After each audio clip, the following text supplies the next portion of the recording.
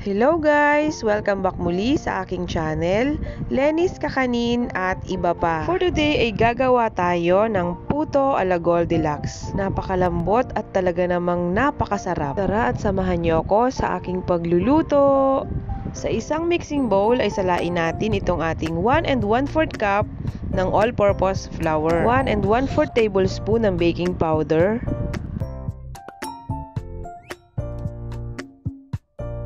after nating salain, ilagay natin ng half cup ng white sugar, 1/4 teaspoon ng iodized salt. Then, i-mix natin ito.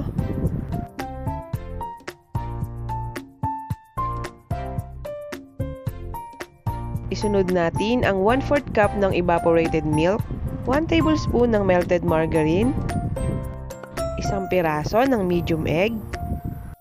Then, haluin natin ito habang nilalagay natin ang ating 3/4 cup ng water.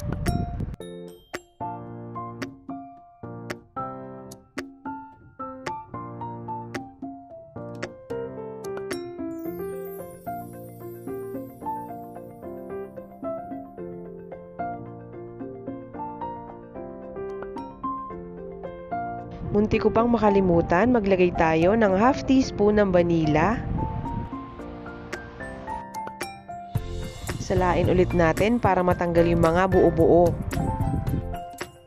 Reminder lang guys ha, wag nating i-overmix ang ating puto butter dahil hindi magiging maganda ang alsa niya pag nasubrahan ito sa paghahalo. So ayan, dapat ganito ang ating puto butter. Hindi siya sobrang lapot at hindi rin sobrang labnaw.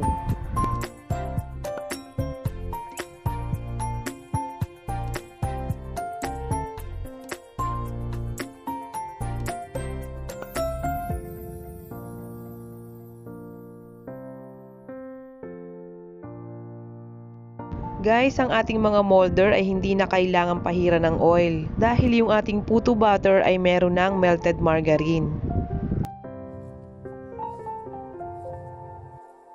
Ayan, mga 3/4 lang ang ating ilalagay sa ating mga puto molder. Aalsa pa ito kaya hindi natin pwedeng punuin.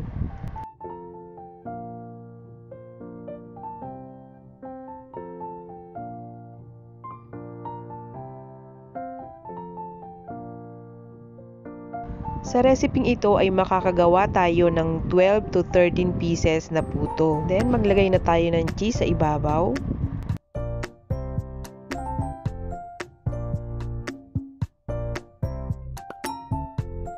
Kailangan kulong-kulo yung ating tubig bago natin ito isasalang. Maglagay ng tela sa takip para maiwasan na matuluan ang ating mixture. Then lulutuin natin ito sa pinakamalakas na apoy. So isasalang natin siya ng mga 10 minutes. So ayan, after 10 minutes, luto na ang ating puto ala Goldilocks. Palamigin muna natin siya bago natin ilalagay sa ating lagayan. So ayan, meron ako ditong maliit na bilao. Nilagyan ko siya ng aluminum foil, then pinahiran ko ng mantika. Ayan guys, tingnan nyo kung gaano kadali matanggal sa ating molder ang ating puto. O, diba? Sobrang dali niyang tanggalin.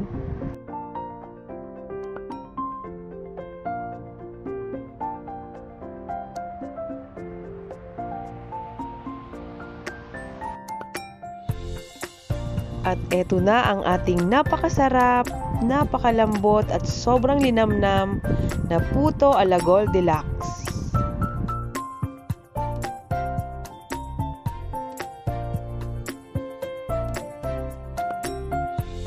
So ayan, syempre hindi mawawala ang tikiman time.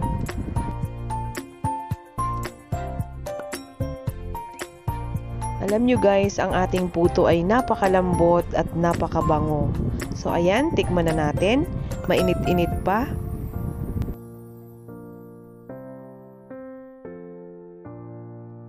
At syempre, isa lang ang masasabi ko. Talaga namang napakasarap at talagang hindi nalalayo ang lasa niya sa puto ng Goldilocks. Sana guys ay masubukan nyo ito at pwedeng-pwede nyo itong gawing pang negosyo.